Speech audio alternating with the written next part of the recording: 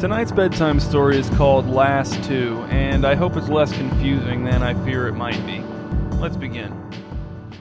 The last two quadruplets sat on the big front porch in chairs they dragged from the kitchen and watched a bland sunset turn pretty good at the last minute.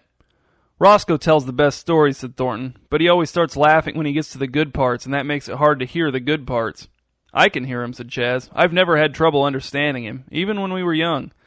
I could use a good story now, said Thornton. He leaned back in his chair and propped his feet up on the porch's railing. The bug zapper zapped something, probably a bug. It was either raining very gently out there on the lawn or else the trees were just drippy. Hint taken, said Chaz, and for all practical purposes he became Roscoe. Whether or not he'd been Roscoe before the flood took the others was hard to say. When a few weeks had passed and the missing bodies hadn't turned up, the two remaining quadruplets filled in the gaps as best they could. That had been 2 decades ago. There was an official record somewhere of which of the quadruplets had died, but the two who remained could no longer verify its accuracy. The tragedy and the time since had blurred and blended their memories to the point that neither was quite sure which quadruplet was which two were dead, which were alive. It didn't bother them. Thornton decided to be Chaz in the interest of fully understanding and therefore fully appreciating the story he was about to hear. "Any requests?" asked Roscoe, cracking his fingers 2 at a time just as he'd done since he was a boy. "Yeah," said Chaz. "The one about you and Donnie breaking into the high school after hours." Roscoe chuckled. "Well, Donnie always claims it was his idea, but I have a very vivid memory of approaching him with the plan."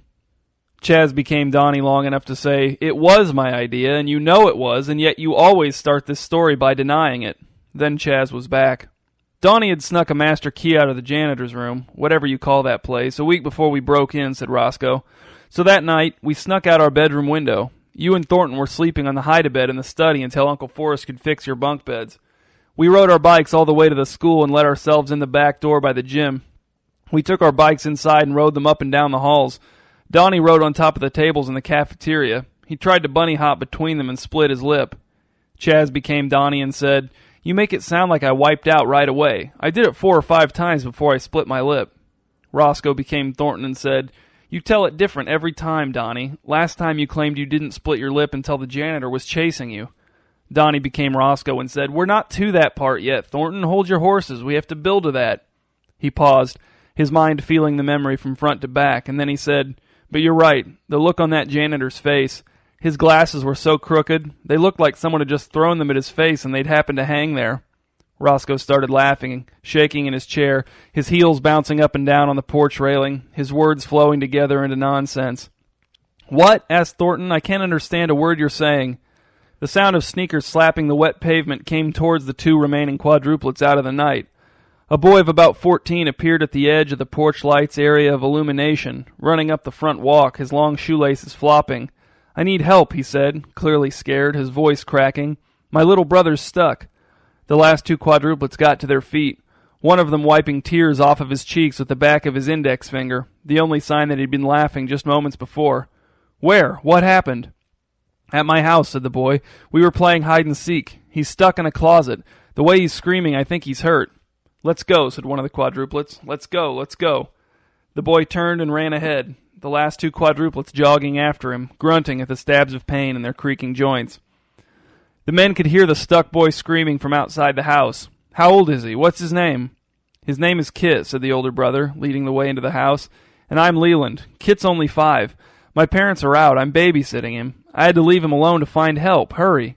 He ran up the stairs in long leaps, 3 steps at a time to the 2nd floor, yelling, "I brought help, Kit," the last 2 quadruplets wheezing and puffing up after him. Kit was in a closet at the end of the upstairs hallway, somehow stuffed into the 2nd shelf from the top, facing out with his little body wedged tight, one arm sticking straight out, the other crammed under his side as he cried and struggled. "This isn't what I expected," said one of the quadruplets, breathing hard with his hands on his hips. "I thought you meant the door was stuck." "No, no," said Leland. "He's stuck on that shelf." "Shh, Kit, it's okay. We're going to get you out." Kit was hyperventilating, tears streaming down his face. One of the quadruplets examined the inside of the closet, crouching down and then standing up on his tiptoes. "The shelves are built into the wall," he said. "I think we're going to need to cut down through the shelf above him." "What if you cut him too?" asked Leland. "Don't cut me!" screamed Kit. One of the quadruplets became Chaz. Chaz was the best with kids. "You're going to be fine," said Chaz. "No one's going to cut you, Kit." "You'll be out and running around in no time," said the other quadruplet, whoever he was at the moment. He turned to Chaz and said, "I'll go get the circular saw out of the garage." He seemed a little like Donnie as he hurried back up the hall and disappeared down the stairs. "Wait a minute," called Chaz, but his brother didn't stop. Chaz turned back to Kit and said, "How'd you think of such a good hiding place, Kit? I know I never would have found you. How'd you get up there? You must be a great climber." "It is a good spot," said Leland, picking up the cue from Chaz. "I never would have found him if he hadn't gotten stuck and started calling for help." Kit's frantic sobs began to subside as he forgot to struggle for a moment. "I hid here before," he said. "No one found me."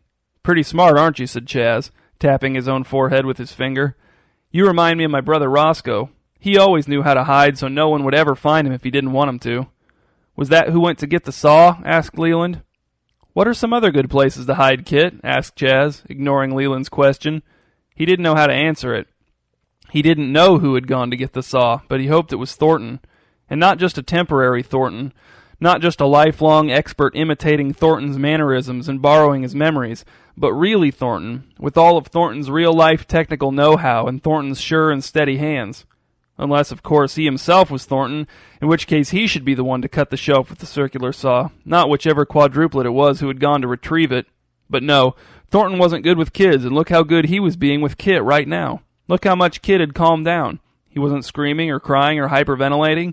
He was just matter-of-factly naming good hiding places, arguing the merits of hiding under the bathroom sink with Leland. Chaz decided he wasn't Thornton. It was a relief. Now it was just a matter of hoping the other remaining quadruplet was Thornton. The front door banged open downstairs, and Chaz and the boys heard someone thumping up the steps. Chaz turned and saw the mirror image of himself coming down the hall, an old dusty circular saw in his hand, smiling at how much things had calmed down in his absence. "We were just talking about hiding places," said Chaz. Kit was eyeing the saw, and Chaz could tell he was beginning to tense up again. "Listen," said Chaz in a low voice, turning to the other quadruplet, his back to the boys. "You can do this without a problem, right?" "Yeah, I can do it." Chaz bit his lip. "I think Thornton should be the one to do it. He's the best with the tools. He has the steady hands." "I agree," said his quadruplet, "but I think I can do it." He walked over to the closet and held the blade of the saw up against the top shelf, adjusting it so it wouldn't quite cut all the way through. Chaz followed him, hovering over his shoulder. "So you're not Thornton? I mean, really? Are you sure you aren't?" His brother turned to him. "I was thinking about it the whole way to the house and back, and I'm pretty sure I'm Roscoe, but I don't know." "I'm not Thornton," said Chaz. "I know I'm not Thornton. Look how my hands are shaking." He held his hands up for the other to see. They were indeed trembling. "I think I'm Chaz," he said. "Well, either way, someone's got to cut Kit loose, right, Kit?" Kit didn't answer. His eyes were wide and teary, and he was beginning to whimper again. "I don't think you should do it unless you're Thornton," said Chaz. "It'll be fine. Plug me in." Chaz picked up the circular saw's thick orange cord. "This kind of overconfidence is more like Donnie," he said, "and you know as well as I do that Donnie would screw this up. I think we should call the fire department." His brother snatched the cord out of Chaz's hand, bent down, and stuck the plug into the wall outlet. He gave the saw a test rev, the blade whirring and flashing. Kit began to panic. "I don't want to get cut. Don't cut me."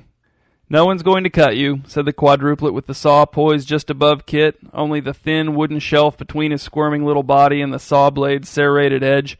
"You won't get cut, Kit. I'm not even going to cut all the way through. Just most of the way, and then we'll break it. Ready?" "No!" screamed Kit. "Just get it over with," yelled Leland. Chaz, or rather the remaining quadruplet who believed himself to be Chaz, stepped forward and reached out toward his brother, wanting to force him to consider the consequences, to remind him that, knowing what they both knew of each of the quadruplet's limits, expecting any of them except for Thornton to pull this off was asking for disaster. But before he could be stopped, the quadruplet with the saw pressed the base plate down on the top shelf and eased the saw forward, slicing into the flimsy particle board with a shrill buzz. "Hold still!" shouted Kit's brother. Kit couldn't hold still. His one protruding arm flailed as the saw cut into the shelf above him, sawdust spraying backwards in a smooth arc. Then the saw reached the wall with a bump, and whichever quadruplet had guided it now pulled it away, the blade humming to a halt. There was a cracking noise as Kit pushed upwards and the cut shelf split in two. Leland reached up to catch him just in time as Kit tumbled free. "That was a skilled cut," said Roscoe or Donnie or Chaz or Thornton, admiring his brother's handiwork as Kit cried with relief while Leland rubbed his numb legs. Thornton would be impressed. Roscoe or Donnie or Chaz or Thornton brushed sawdust from his forearm and bent to unplug the saw. Maybe so, he said, but I'd hate to speculate.